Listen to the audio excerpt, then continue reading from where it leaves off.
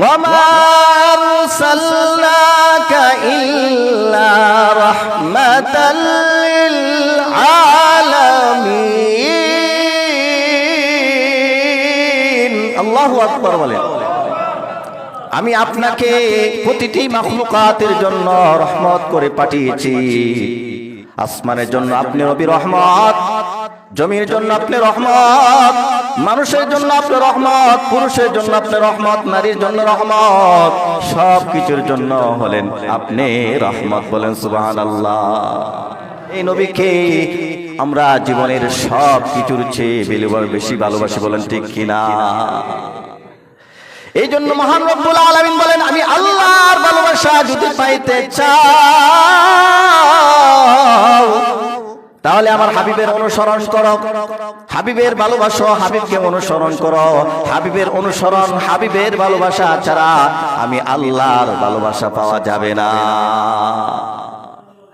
قل إن كنتم تحبون الله فاتبعوني يحببكم الله ويغفر لكم ذنوبكم والله غفور رحيم।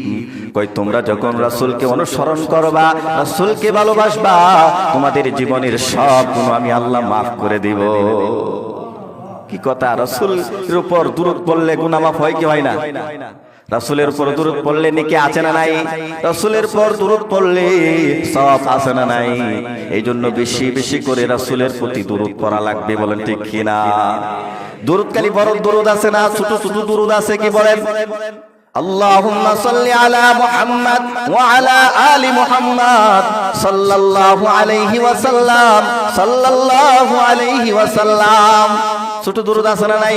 আমরা যখন সময় পাবো না, যারা দুরূদ পুরোপুরি ভাবে পারি না, এই ছোট দুরূদটা আমল করব। সাল্লাল্লাহু আলাইহি ওয়াসাল্লাম, সাল্লাল্লাহু আলাইহি ওয়াসাল্লাম।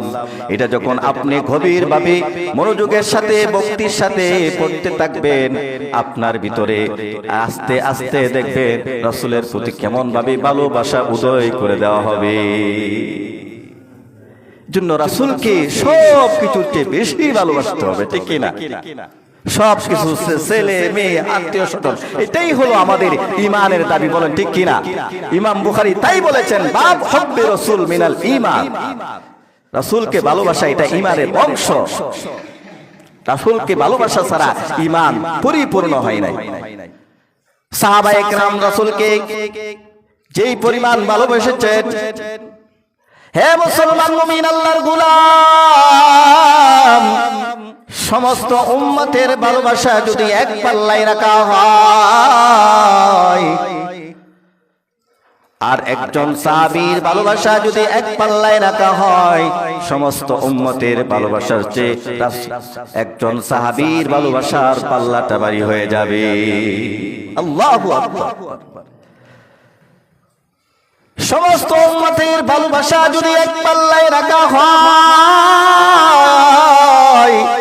আর হযরতে আবু বকর রাদিয়াল্লাহু তাআলা আনহুর ভালোবাসা যদি এক পাল্লায় রাখা হয়, সমস্ত উম্মতের ভালোবাসার চেয়ে হযরতে আবু বকরের ভালোবাসার পাল্লাটা ভারী হয়ে যাবে। যেই রাসূল আমাদের জন্য এখন পর্যন্ত রওজা শরীফে উম্মতি বলে কাঁদতেছেন, সেই রাসূলকে আমরা জীবনের চেয়ে ভালোবাসবো না কেন? যে রাসূল উম্মতের দুঃখ কষ্ট সইতে পারে না।